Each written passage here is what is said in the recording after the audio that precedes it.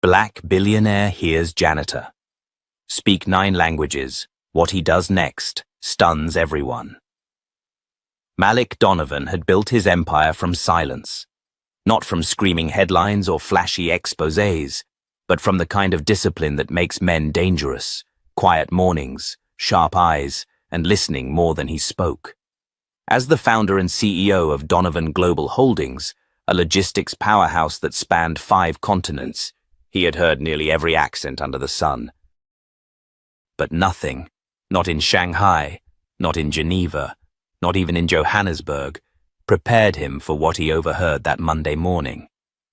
He was on his way through the glass lobby of the downtown Seattle headquarters, a sleek tower of steel and ambition, sipping his usual black Americano. The place buzzed with early hustle, heels clicking, badge scanners beeping, whispered updates over Bluetooth headsets.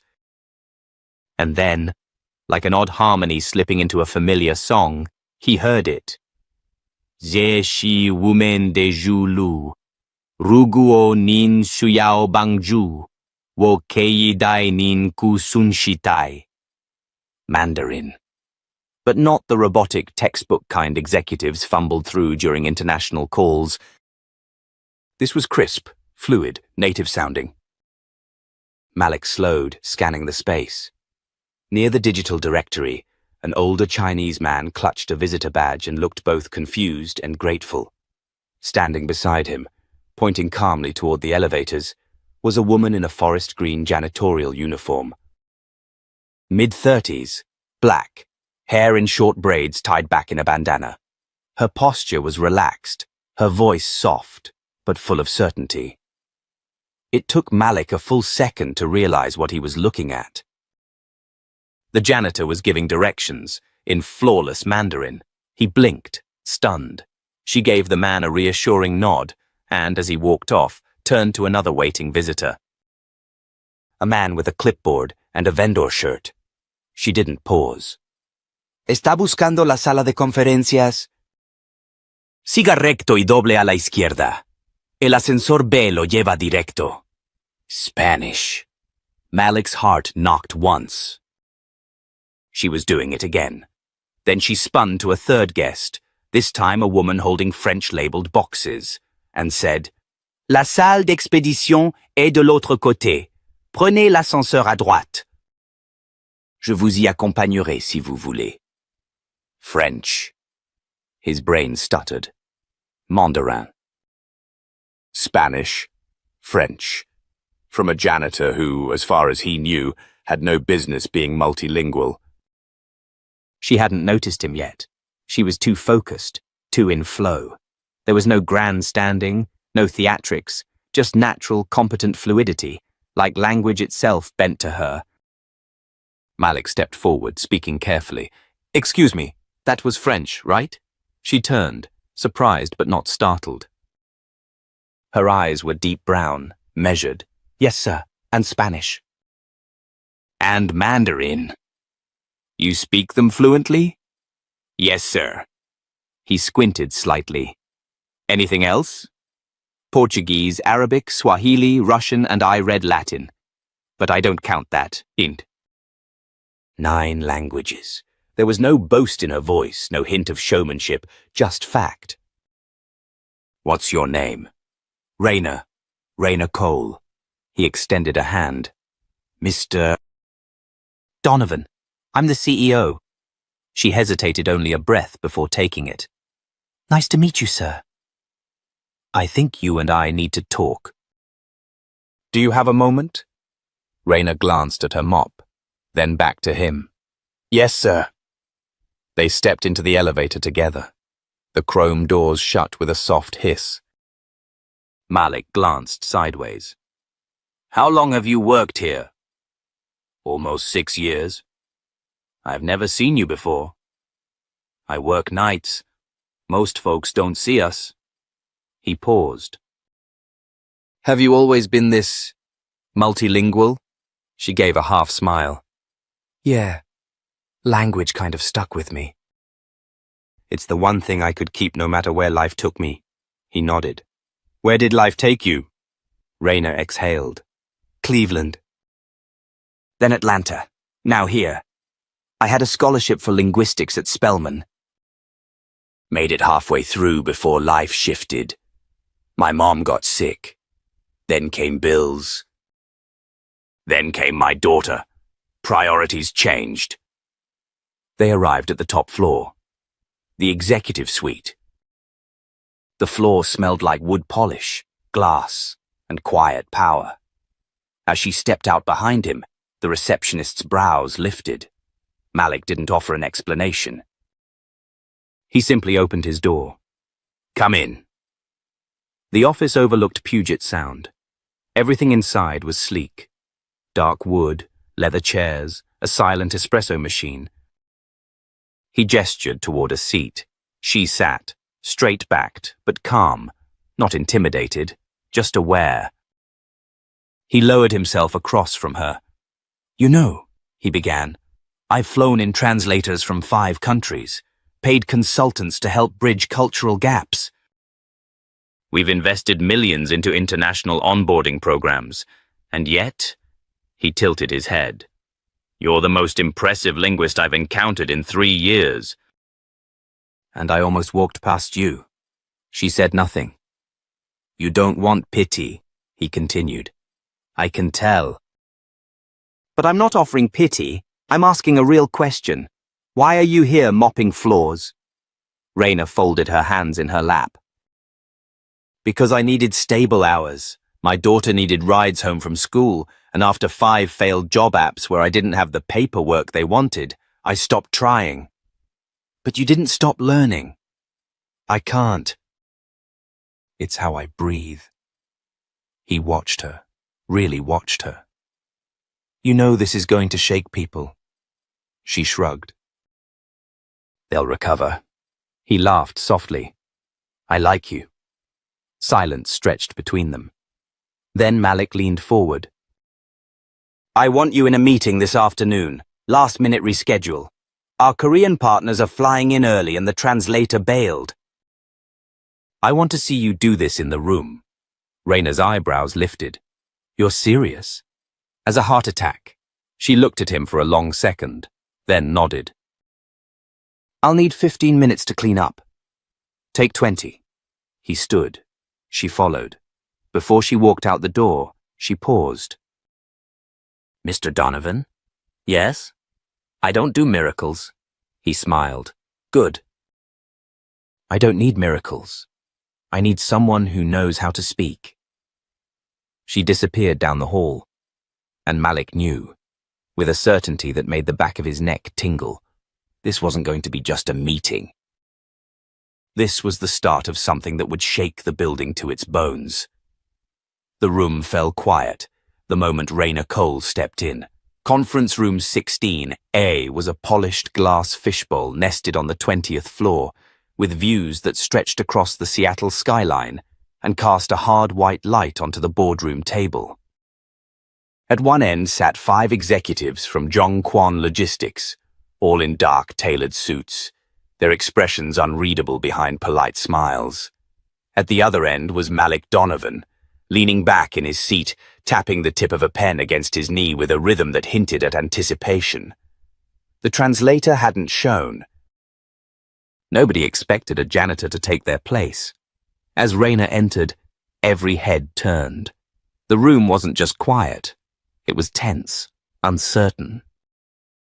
A few people glanced toward Malik, expecting him to explain, to say something that made this make sense. But he didn't. He simply stood and gestured to the open chair beside him. Gentlemen, he said calmly, this is Ms. Cole. She'll be assisting us today. There was a blink of confusion. Then, one of the Korean executives, Mr. Min, leaned forward and said something in a soft, formal Korean dialect. Raina didn't miss a beat. She answered, not just with fluency, but with tone. Respectful, balanced, professional. Her Korean wasn't stiff. It had warmth. Nuance. Cultural rhythm. The air changed. Mr. Min's face shifted into a slow, surprised smile. His colleagues exchanged glances. The man sitting to his left, who'd been tapping his pen in impatience, sat forward, now genuinely attentive. Malik didn't say a word. Rayner translated seamlessly as the meeting moved through technical discussion, logistics timelines, contractual clauses, and customs regulations. When questions arose, she didn't just parrot responses, she contextualized them. When jokes slipped into the conversation, she delivered them back with timing. When one executive began listing potential shipment ports, she stopped him gently and corrected his pronunciation in English, then apologized in Korean with a light, self-deprecating laugh that had them chuckling in return. It was no longer a meeting, it was connection. And that's when the shift happened. 15 minutes in, Alan Crest, the company's chief strategy officer, cleared his throat loudly and leaned toward Malik. "Mr. Donovan," he said with forced diplomacy, "can we speak outside for a second?" Malik turned his head. "No, Alan. We're in the middle of something." Crest's nostrils flared, but he nodded tightly. The meeting resumed. After an hour, papers were signed, smiles exchanged, and the Korean team left satisfied. More than satisfied, actually. Mr. Min bowed deeply to Rayner before exiting. Not the perfunctory nod executives give. A full, respectful bow. As the room cleared, Alan didn't wait. He stormed over to Malik. "Do you have any idea how that looked?" Malik looked up slowly. "You mean impressive?" "She's a janitor, Malik." "HR hasn't vetted her. We don't have any background clearance." "Alan, you've been with me for 10 years. "Yes. And in those 10 years, how many people have walked into this company, sat through one of our global meetings, and walked out having made every person at that table feel heard and respected?" Alan hesitated. "Exactly," Malik said. "She embarrassed no one. She elevated everyone." Alan glanced toward the door, then lowered his voice. "People are going to talk." "They always do," Malik replied. "Now are we done here because I have an offer to write?" Alan's eyes widened. "You're kidding!"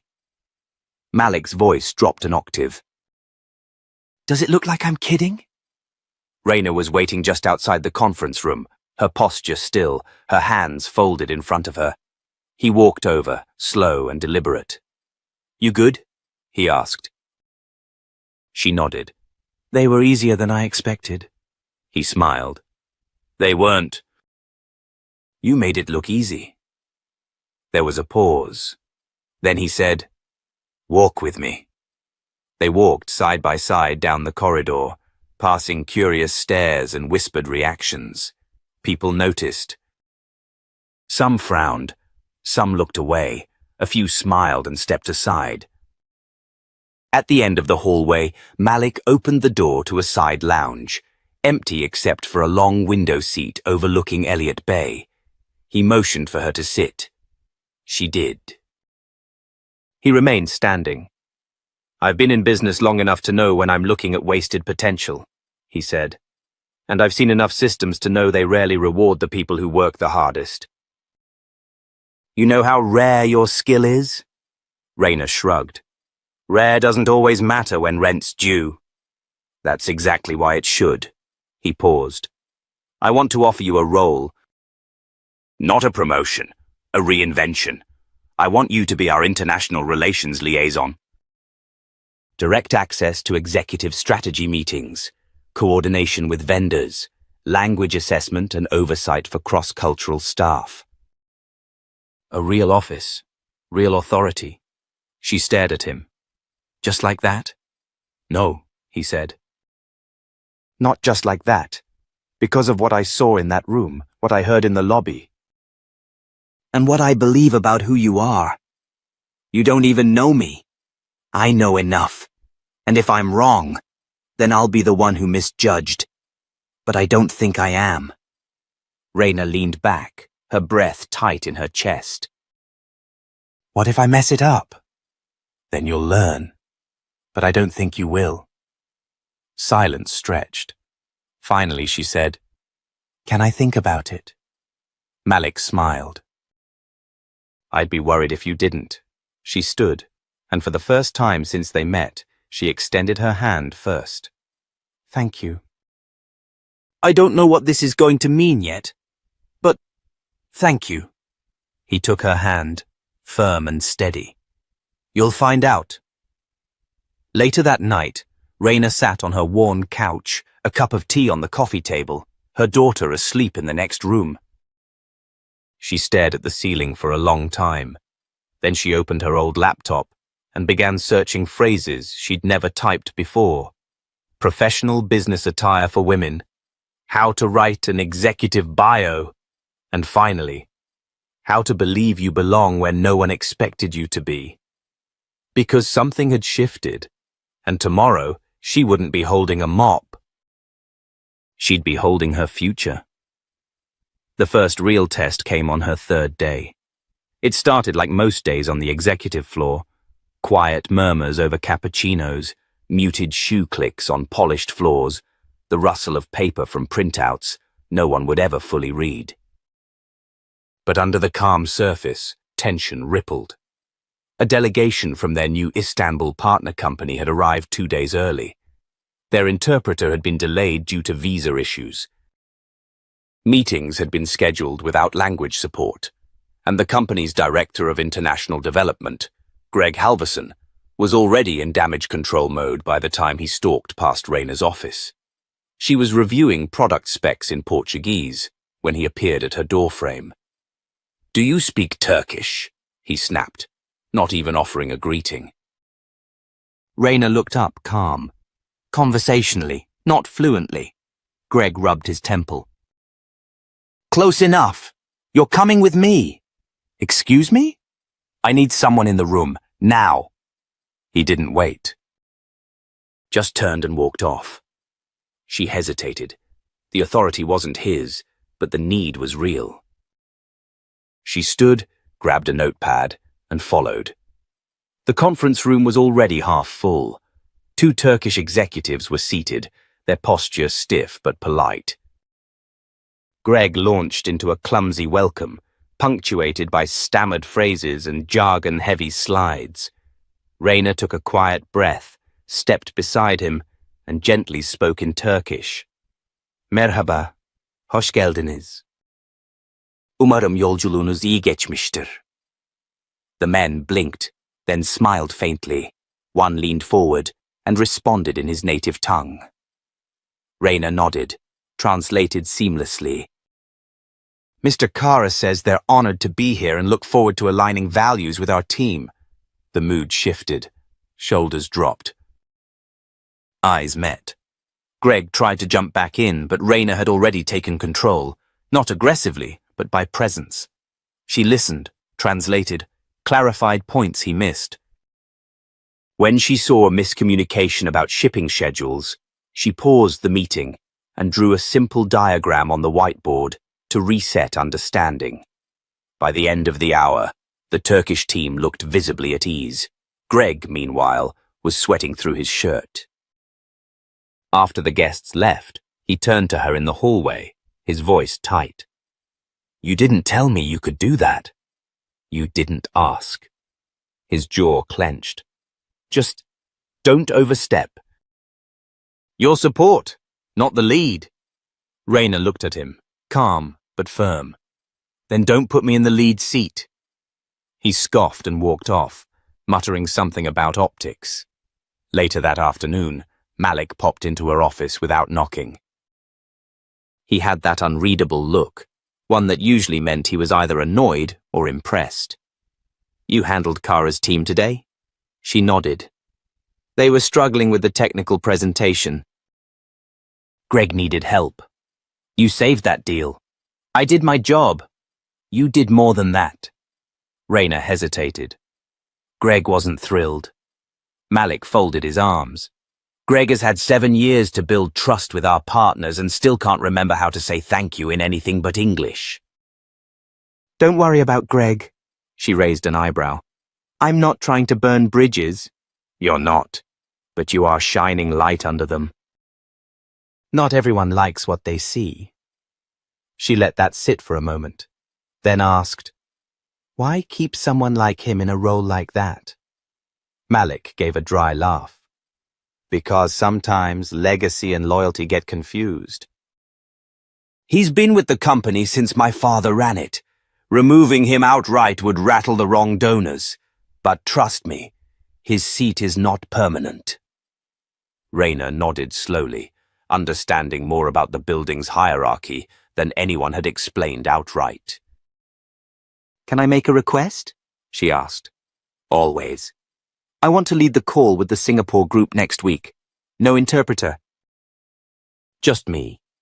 Malik tilted his head. "You fluent in Mandarin or Malay?" "Both." A beat passed. "Done." He turned to leave but stopped at the door. "You're making waves, Rayner." She looked back to her screen. "Waves only matter if they reach the shore."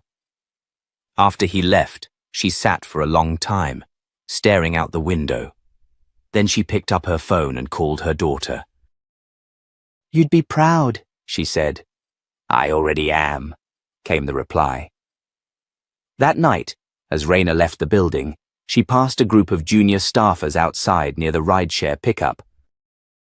One of them, a young white guy in a Patagonia vest, turned to his friend and said just loud enough, "That's the janitor Malik brought upstairs, right? Heard she's fluent in unicorn tears or something." The others laughed. Rayner didn't flinch.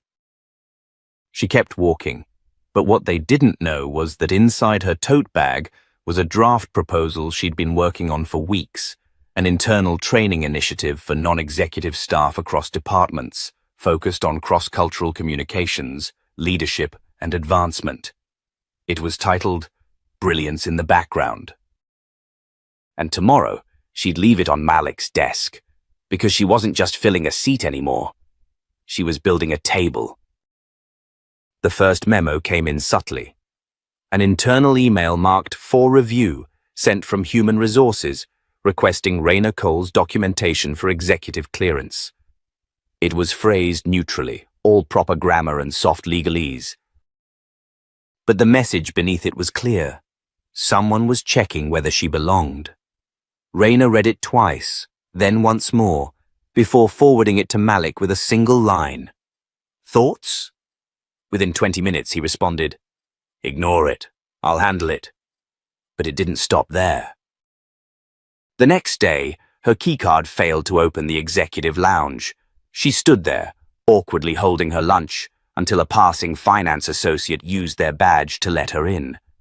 No one said anything. They just watched her, like someone who'd taken the wrong elevator and didn't know it. Later that afternoon, a new team calendar circulated, weekly department heads meetings, with every senior officer listed except her. Rayner scrolled down the list 3 times. No mention of her name, her new title, or even her initials. She closed her laptop gently, breathed. That evening, she caught Malik in the hallway outside the strategy room. His coat was slung over one shoulder, phone pressed to his ear. When he saw her, he held up a finger, wrapped up his call, and turned. "You saw it?" she asked. "I did. Was it an oversight?" "No." Silence. He sighed. "Some people aren't ready for you to be at the table." "I didn't even ask for a chair." "You earned one anyway." She looked up at him. "Malik, I can fight my own fights. But if I keep getting left out of meetings, it's not a battle." "It's sabotage." "I know. I'll fix it." "You said that yesterday." "I meant it yesterday. I still mean it now." She nodded slowly. "Then give me access. Let me do more than wait for someone else to let me in. Put me in the room where it's hardest." Malik studied her. "Are you sure?" She gave a dry chuckle. "I wasn't sure when I was cleaning the stairwells either. But I still showed up." He gave a sharp nod. "Okay, there's a board committee meeting on Friday, a quiet one." "Old money, old blood, old biases. I'll get you a seat." "No, don't get me a seat. Just don't stop me when I pull up one myself. Friday arrived like a slow drumbeat. The boardroom on the 32nd floor was unlike the others. No glass, no view, just thick walnut walls, a long polished table, and chairs that creaked like they held secrets. Raina stepped in wearing a navy blazer, subtle gold earrings, and a confidence tailored tighter than her suit. The room fell silent. Eleanor Prescott, board member emeritus and 75 years of high society in a sharp maroon jacket, gave her a once-over. "Miss Cole, was it?" "Yes, ma'am." "You're early." "I've been early my whole life." It's how you catch what others miss. A flicker of something unreadable passed over Eleanor's expression. Malik entered a minute later, nodding at Raina without fanfare, and took his seat. The meeting began. Budget revisions, equity reallocation, expansion forecasts. And then came the segment on global relations. Malik turned to Raina. "Ms. Cole has an update." Every eye turned, some curious, some skeptical. One or two outright dismissive. Raina stood. "We've been losing money, subtly but steadily, on international vendor discrepancies. Poor translations, cultural mismatches, delayed customs entries due to improperly worded cargo manifests. You don't notice it in quarterly profits, but they add up, and they undermine our credibility globally." She walked to the whiteboard, picked up a marker, wrote 3 phrases: communication, consistency, culture. This isn't about language, it's about trust. When a partner in Tokyo hears someone speak their dialect with precision, they don't just hear words. They hear respect, and trust makes contracts stick longer than any clause ever will. Someone cleared their throat. A board member named Ray Sanderson, tie askew, silver cufflinks flashing. "Impressive talk, Ms. Cole, but is there data behind this assertion?" Raina nodded. "Slide 6 in your packet." There was a brief shuffle of papers. Eyes dropped to the packet. Numbers spoke. Silence grew heavier. Malik watched it all like a man seeing a chess move unfold 3 turns ahead. When Raina sat, Eleanor Prescott leaned forward, fingers steepled. "You speak well, Ms. Cole." "I listen better." "You have passion, but passion doesn't run companies." "No, ma'am," Raina replied, her tone steady. "But blind tradition doesn't build futures either." The room shifted. Something cracked. Quiet but unmistakable. After the meeting, as the board members filed out with murmured comments and unreadable glances, Eleanor lingered. She looked at Malik. "She's not like the others." Malik replied simply, "No." "She's better." That night, Raina walked home in the rain. No umbrella, just thoughts. Her phone buzzed, a text from her daughter. "Mom?" "You were trending on the company's Slack. People are talking." "Good or bad?" Raina typed back. "Both." "Which means you're doing something right," she smiled. And as thunder rolled over Seattle's skyline, she knew something was different now. She wasn't just in the building anymore. She was rewriting its walls. The internal backlash didn't come with shouting or slammed doors. It came in silence. Pauses in conversations when Raina walked into rooms. Emails that used to copy her now mysteriously omitted her. Projects she'd been leading suddenly reassigned to more experienced staff. But what hit hardest weren't the politics. It was the shift in faces. People who'd smiled 2 weeks ago now avoiding eye contact. Or worse, offering empty pleasantries with forced cheer. Malik warned her this would happen. "This company doesn't like change unless it's packaged in a press release," he had told her. But knowing and feeling are 2 different beasts. On a grey Tuesday morning, Raina entered the elevator with 3 mid-level directors. No one spoke. One man, Steve from procurement, clutched his coffee tighter and stared straight ahead as if his silence could erase her presence. She didn't take it personally. She took it as proof. Later that afternoon, her keycard buzzed red at the research wing.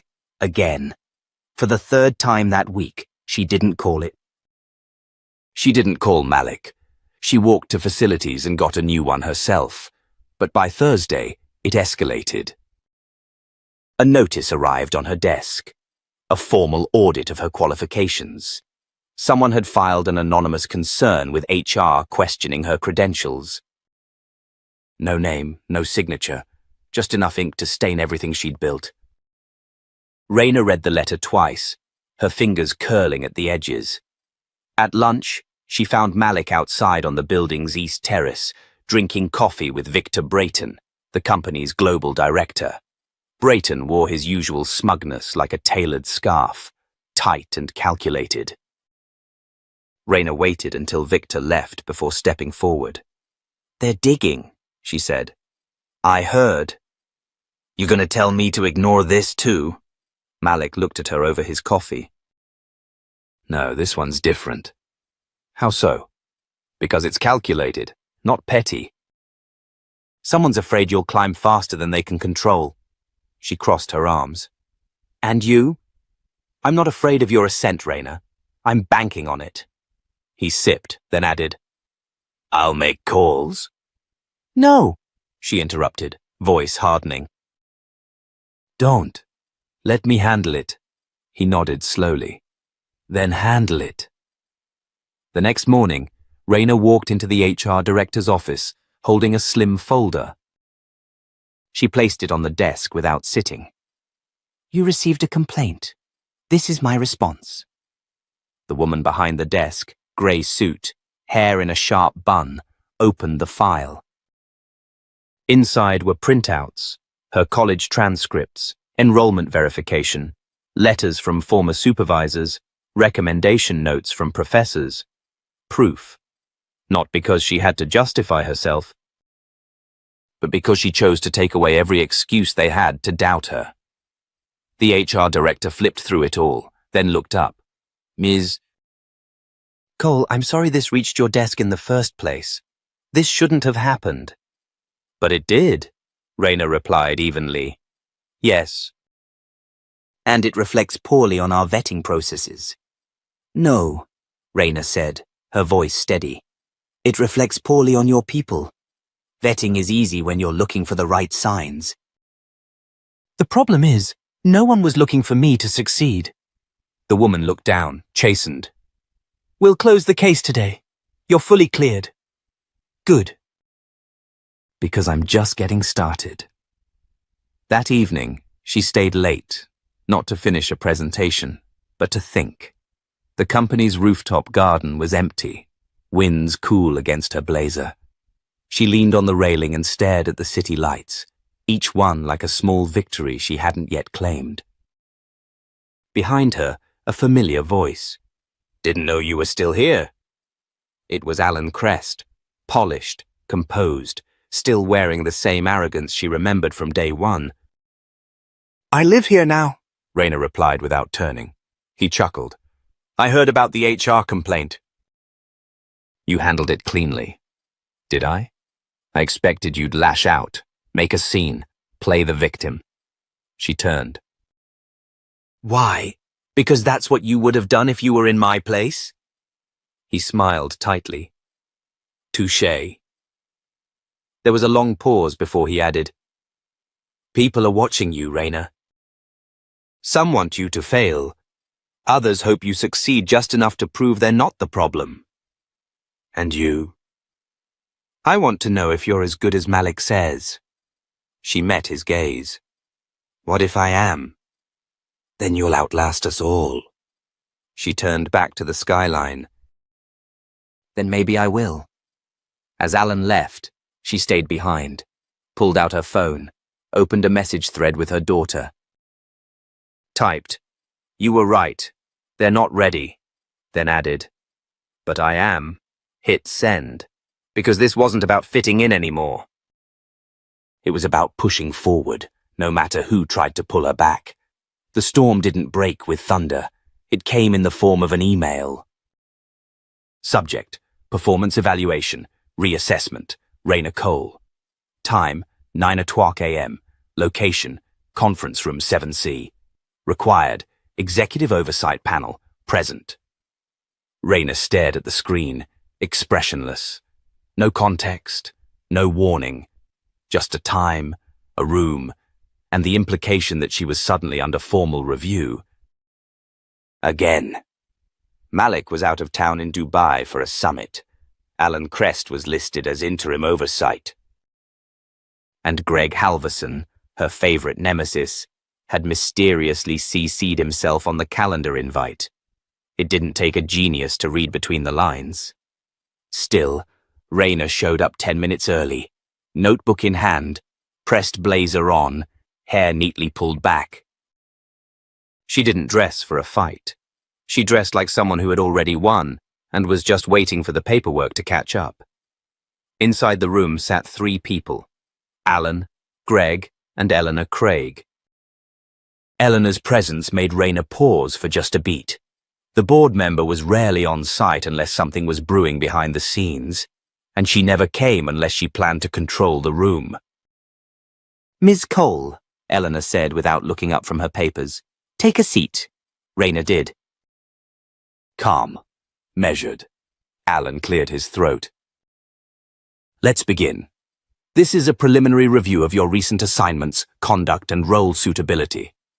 "My role has been reviewed already," Raina said. "Yes," Greg interjected. "But given recent frictions in department workflow and client protocol inconsistencies, it's appropriate to reassess." Raina folded her hands. "Meaning?" Greg smiled like a man who thought he was being clever.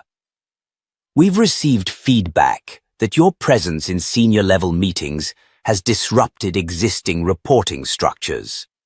You mean I bypassed you, and you didn't like it?" He blinked. Eleanor finally looked up. "Ms. Cole, let me be frank. The board is concerned with precedent. You were elevated unusually fast. There are questions. About performance. About optics." There it was. The word they'd been dancing around for weeks. Raina leaned forward. "You mean because I don't look like you expected?" "Because I don't have a title from Wharton, because I learned languages in libraries and not at embassy dinners." Alan shifted, visibly uncomfortable. "You were promoted without going through the formal leadership pipeline," Eleanor pressed. "I was promoted because I proved I could do what no one else here could." "According to who?" Raina didn't break her stare. "According to the results. Istanbul, Seoul, Sao Paulo. Every stalled deal I've been pulled into has closed or progressed within 48 hours. Greg scoffed. "And you think that justifies skipping protocols?" "No," Raina said. "I think performance does." Eleanor leaned back, tapping her pen. "We're considering a restructuring. Your current title would be reassigned under a new department, reducing your decision-making authority until further review." Raina held her breath for a moment. Then she smiled. "May I speak candidly?" Eleanor gave a slight nod. "I've sat in rooms with heads of state and street vendors alike. I've translated dialects so nuanced they don't even appear in textbooks. And in every one of those rooms I've learned something." She paused. "But never have I learned more than I have in this building. About fear, about control, about the lengths people will go to protect their perception of power. You brought me up because I was effective. Now you want to box me in because I'm visible." Greg crossed his arms. "Don't make this personal." "It's always been personal," Raina shot back. "For years I was invisible. You liked me better then." "But I'm not going back." Silence. Then the door opened. Malik Donovan walked in. The entire room shifted. "Sorry to interrupt," he said, stepping inside with a casual calm that masked fury. But I think this meeting just got an audience upgrade. Eleanor stood. Malik, this isn't protocol. He held up a hand. Spare me. I read the emails on the flight. I saw the attached memo, and I saw the line you tried to slide past legal about limiting Rayna's strategic input. Greg's jaw tightened. We were only protecting the company's structure. No, Malik said. You were protecting your comfort zone. Rayna's doing work none of you can match, and your response is to demote her. Restructure her? Hell no. Eleanor's lips drew into a tight line. Malik, the board... The board answers to me, Malik said quietly. And this isn't about what Rayna's done wrong. It's about what she's done right. He turned to her. You still want this position? Rayna nodded. Then you keep it, not because of me, because of your results. And if anyone here wants to challenge that, I'll make sure their performance files get the same scrutiny. No one spoke. Eleanor gathered her papers. This isn't over. It is for today, Malik replied. She left. Greg followed, tight-lipped. When the door shut, Malik turned to Rayna. You all right? She exhaled. I'm tired of defending my seat. Then don't. Defend your right to build more seats. She smiled faintly. I left a proposal on your desk, internal mentorship for cross-department staff. He raised an eyebrow. Let's review it tonight. Over drinks? I don't drink with my CEO. Then it's tea, and an invitation. She nodded once. You're buying? He grinned. Of course. That evening, after the building dimmed and the suits went home, Rayna stood at her window and looked out over Seattle's lights. She hadn't just survived the review. She'd won a war they didn't even realize they'd declared. And the next day, she would begin preparing the blueprint to make sure no one else ever had to fight the same battle alone. The storm hadn't passed. It had only gone quiet.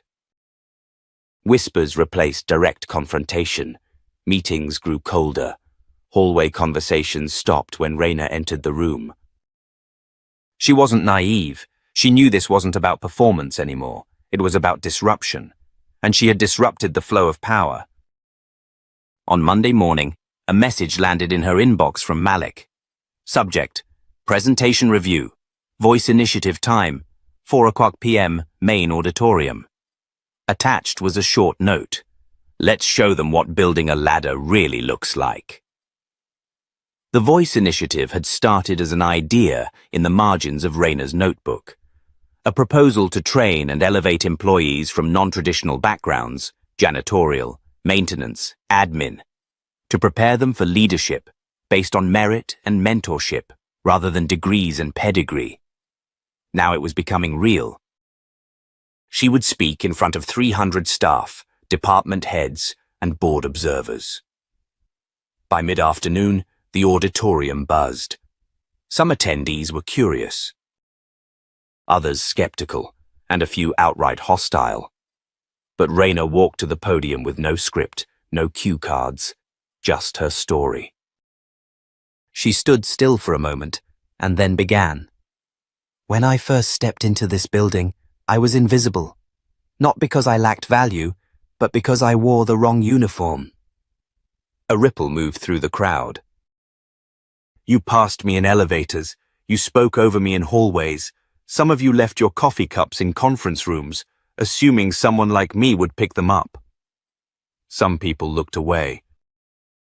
I didn't get bitter. I got better. I read. I listened. I taught myself 9 languages, not because I wanted to impress anyone, but because I wanted to understand everyone. A pause. And then one day someone listened back. She turned her head slightly toward where Malik sat near the front. I wasn't given this position. I earned it. And I want to make sure no one who deserves a chance has to wait for lightning to strike. She explained the Voice Initiative in detail.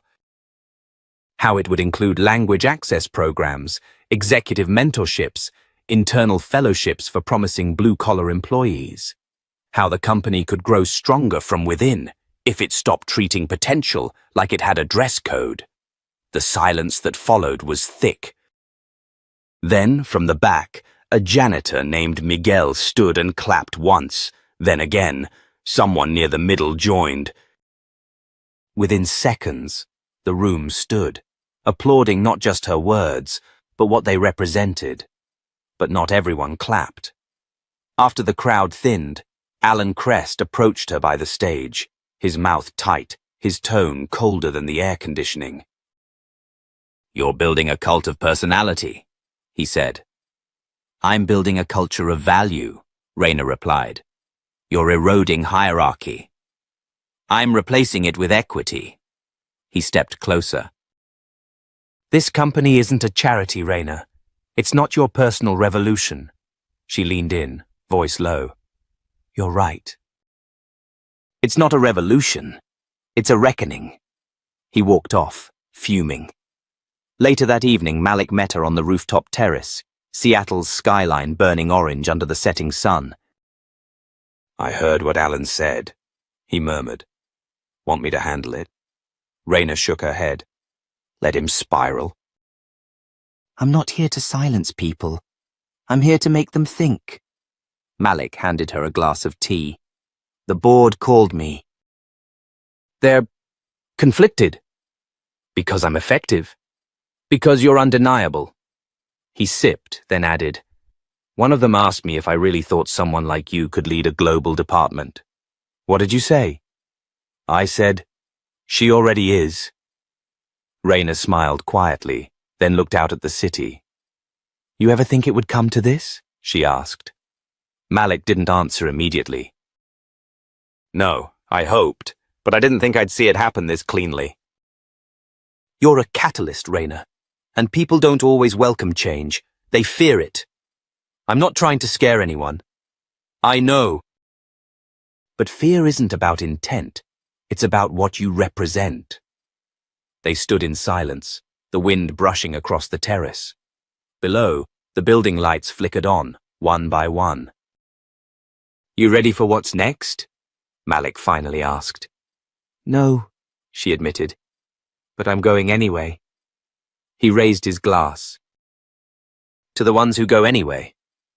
They clinked. Back in her office that night, Raina found an envelope on her desk. No name. Just her first initial on the front. Inside was a folded note and a key.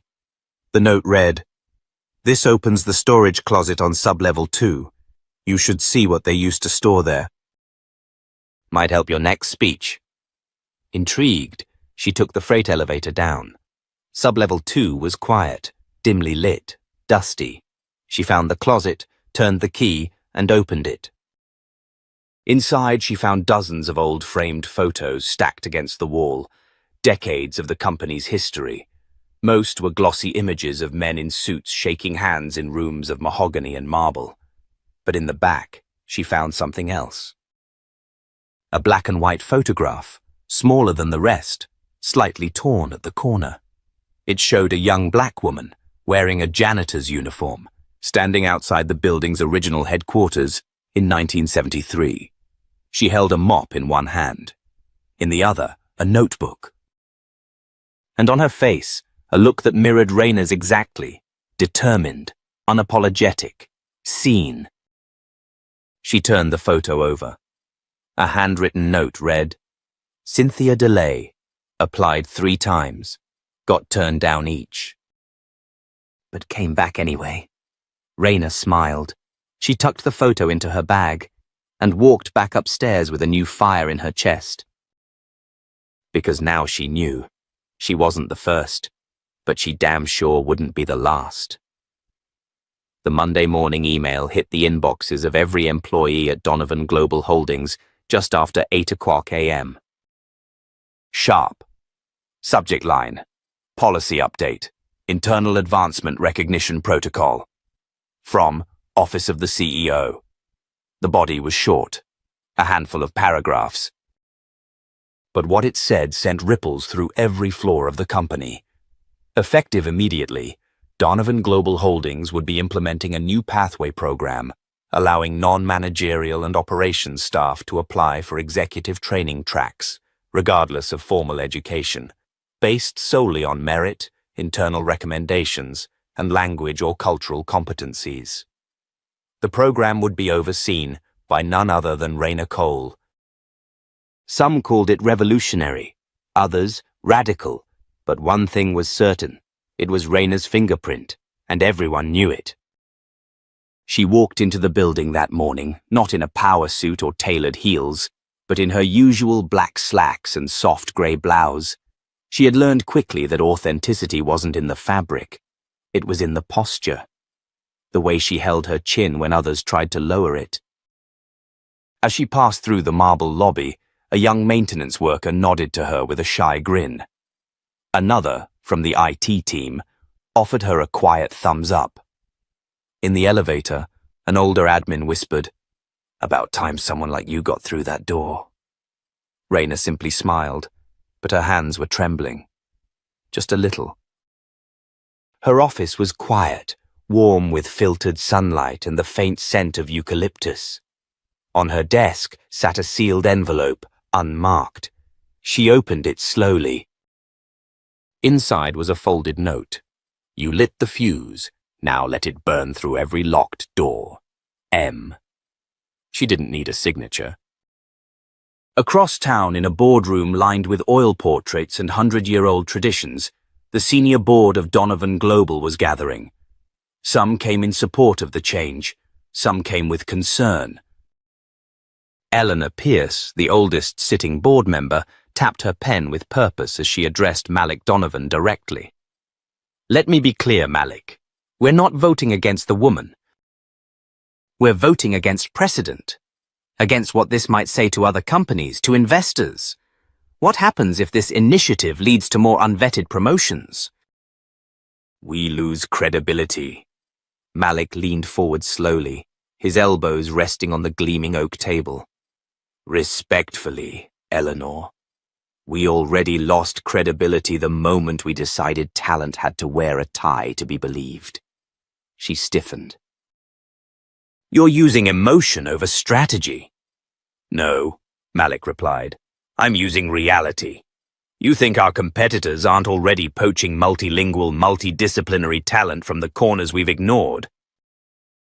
We're not being progressive. We're catching up." Another board member, a younger man named Seth, spoke up. "Maybe it's not about precedent," he said. "Maybe it's about perspective. The person who can speak to 9 different clients in 9 different languages without a script might be exactly the future we need." That's when the vote came. 7-2. Motion passed. Back at headquarters, Raina was in a planning meeting when the news came through.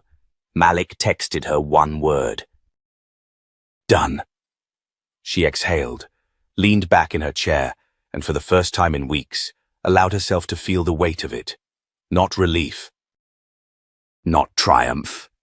Vindication. A soft knock at her door broke her thoughts. It was Miguel, the night janitor, who had clapped first at her speech.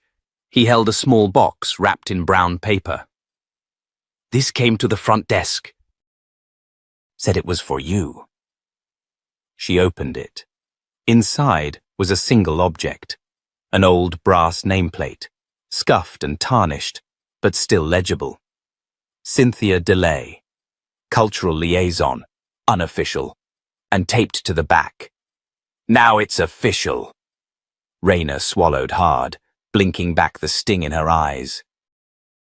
Later that afternoon, the Voice Initiative hosted its first open seminar in the Atwater Room. Over 60 staff from across the company attended, from shipping clerks to cafeteria workers to mid-level tech support. Raina stood at the front, no notes, just her voice. She told them the story.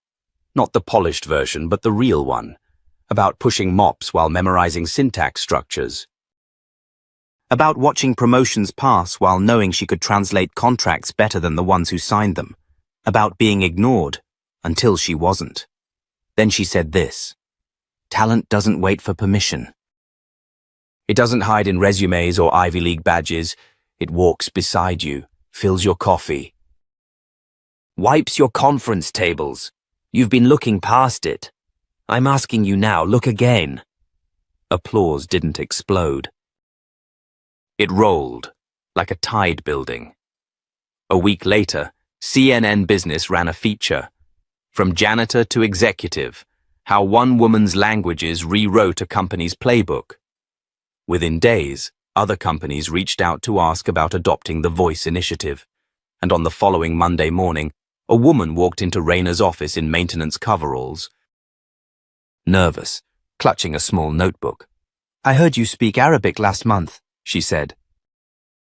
I speak Pashto, Farsi, and Urdu. I'd like to help, if you think there's room. Rayna smiled, gestured to the seat across from her. There's always room. Outside, the building buzzed as it always had. But inside, everything had changed. Because when one door opens, the light doesn't just spill out. It pulls others in. And for the first time, Donovan Global wasn't just speaking to the world, it was listening. If you believe in stories like Rayna's, in voices that rise from the quiet corners and rewrite the rules, then follow our channel. Share the story.